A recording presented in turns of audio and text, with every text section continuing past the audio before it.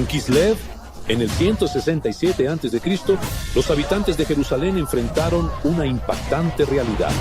Se ofreció un sacrificio a Zeus en el altar del templo. Se prohibieron los mandamientos de la Torá.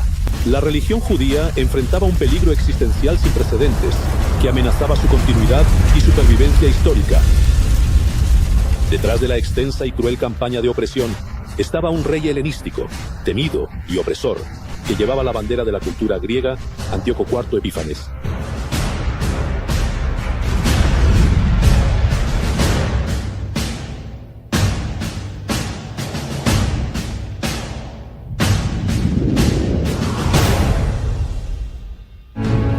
La conquista del reino persa por Alejandro Magno, fundador del imperio helenístico, provocó un cambio que impactó a todos los pueblos orientales.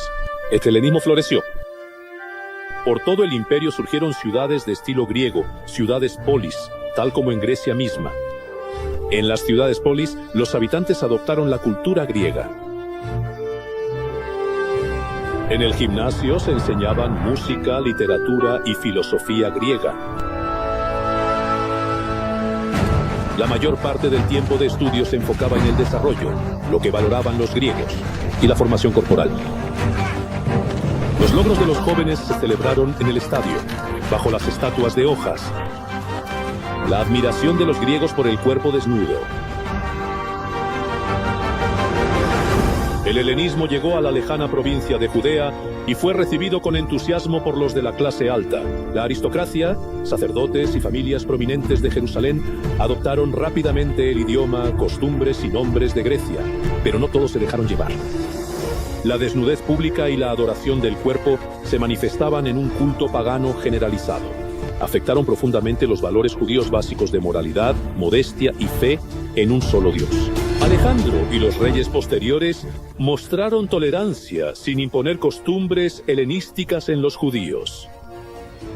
Hasta que llegó el rey Antíoco, quien cambió todas las reglas del juego de manera drástica y sorpresiva. Desde joven, Antíoco se destacó como una persona grosera y sin escrúpulos. A sus espaldas, lo llamaban con burla y desdén Epimanes, el loco de la aldea. Durante su tiempo en Atenas, se destacó su deseo por la cultura griega y especialmente por la figura de Zeus, el dios principal de Grecia. Antioquio IV promovió a Zeus tanto que adoptó el nombre de Theos Epifanes, el dios que se revela. Él se consideraba la encarnación de Zeus. Lo vemos claramente en la moneda con la inscripción del rey Antioquio y en el reverso el dios que se revela. Antioquio, influenciado por la cultura griega, dejó Atenas en 175 a.C. Se apoderó de Antioquía, capital del reino Seleucida, y se sentó en el trono.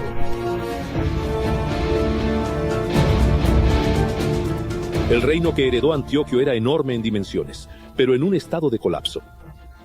La necesidad urgente de dinero en Antioquio motivó a los helenistas en Jerusalén, liderados por el sacerdote Gerson. Gerson sobornó a Antioquio para ser nombrado sumo sacerdote y transformar Jerusalén en una polis griega. La apariencia de Jerusalén cambió a un ritmo vertiginoso. Entre sus antiguos muros se levantaron un moderno gimnasio, un gran estadio y otros espacios. Los jóvenes sacerdotes de la clase alta abandonaron el trabajo del templo y se unieron con entusiasmo a los juegos deportivos que se llevaban a cabo desnudos.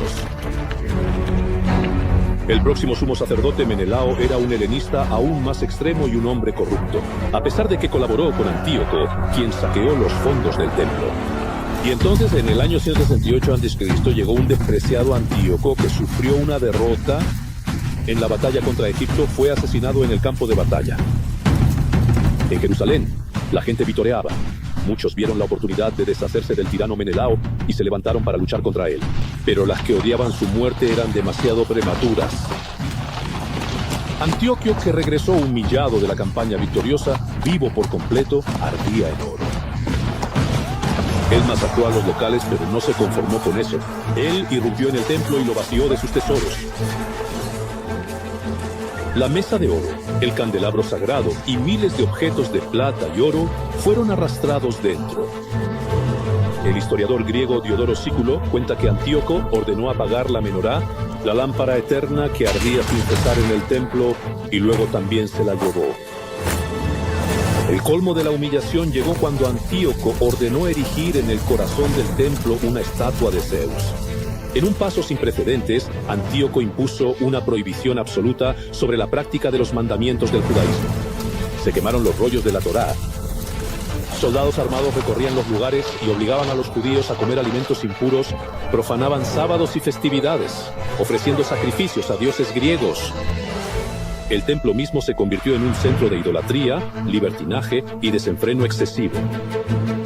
Muchos se negaron a obedecer y se enfrentaron valientemente a los soldados seleucidas. Pagaron un precio terrible. Madres que circuncidaron a sus hijos fueron masacradas junto a ellos. Jóvenes que se negaron a postrarse ante el ídolo fueron brutalmente ejecutados ante los ojos de sus padres. Pero hubo miembros del pueblo judío que no aceptaron ir en silencio hacia su muerte. Eligieron luchar contra las fuerzas del mal que se levantaron contra su pueblo y su fe. Entonces morían en la lucha contra el enemigo, en el camino hacia la libertad. La inauguración se llevó a cabo en la ciudad de Modín, en la llanura de Judea. Llegó un comandante para hacer cumplir los decretos y ordenó a Matitiahu el asmoneo, un sacerdote respetado del pueblo, a participar y servir de ejemplo para los demás habitantes. Pero Matitiahu se enojó con el funcionario y lo mató, así como al judío helenizado que colaboró con él. Matitiahu llamó a sus hermanos judíos a tomar el destino en sus manos, poner su fe en el Dios de Israel y salir a luchar contra el ejército opresor. La lucha misma fue dirigida por sus hijos, Juan, Eleazar, Simón y Jonathan. Liderados por Judá, conocido como el Macabeo, es decir, el martillo. Personas de todos los estratos de la sociedad se reunieron alrededor de Judá, pero era evidente que los pocos voluntarios sin experiencia no tenían ninguna posibilidad de triunfar sobre el gran y profesional ejército seleucida. Antíoco contaba con miles de soldados entrenados, miles de jinetes y decenas de elefantes de guerra.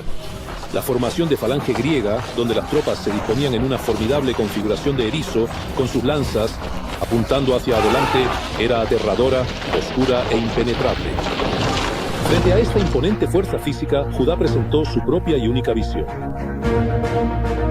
Ellos confían en su número y en la mayoría de sus soldados, y nosotros lucharemos por nuestras vidas y nuestra fe, porque la destrucción final está en las manos de Dios. La táctica que eligió Judá para enfrentar esta extrema disparidad fue la guerra de guerrillas, una lucha basada en un excelente conocimiento del terreno, movimientos ágiles de las tropas y en el factor sorpresa. Los macabeos utilizaron la montaña a su favor. En los pasajes angostos y empinados, deshicieron la compleja formación de la falange e hicieron estragos en los soldados enemigos. En una serie de brillantes batallas, Judá logró vencer a los locales enviados, que fueron enviados, e incluso el ejército real que llegó desde Antioquía. Sus habilidades en el campo de batalla convirtieron a Judá el Macabeo en una figura admirada entre los comandantes de ejércitos de todo el mundo. En la Academia Militar de West Point en Estados Unidos se exhibe su estatua junto a las estatuas de Julio César, Alejandro Magno y Napoleón Bonaparte como uno de los comandantes dignos de gloria. Pero Judá no olvidó ni por un momento por qué realmente luchaba. Después de 3 años de lucha y con 64 años de edad, en el día en que Antíoco profanó el templo sagrado, Judá abrió su camino hacia el monte del templo y purificó el templo. La menorá encendida por los macabeos y el aceite que duró 8 días se convirtió en un símbolo de la victoria del pueblo judío sobre las fuerzas de la opresión. Una pequeña luz que rompió la gran oscuridad. Una luz que iluminará los hogares judíos en la fiesta de Hanukkah durante los años por venir y se convertirá en símbolo del Estado de Israel y fuente de inspiración para generaciones.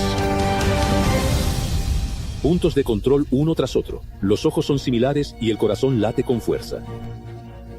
En la plaza palestina, centro de la ciudad, se entrelazan poder y sufrimiento.